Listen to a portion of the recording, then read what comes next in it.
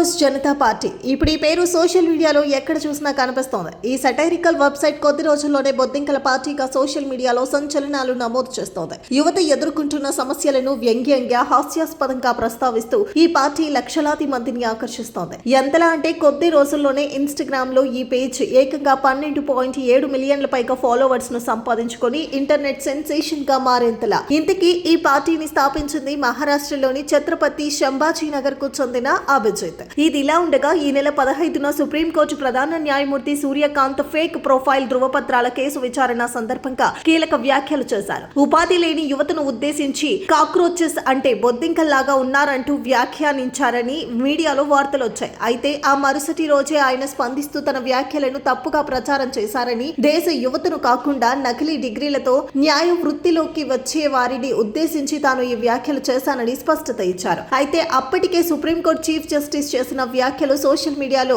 ఓ కొత్త రాజకీయ ఉద్యమానికి దారితీస్తుంది. మై బీ కాక్రోచ్ అంటే నేను కూడా బొద్దింకనే అనే నినాదంతో కాక్రోచ్ జనతా పార్టీ ఆన్లైన్ లో పుట్టుకొచ్చి సంచలనం సృష్టిస్తోంది.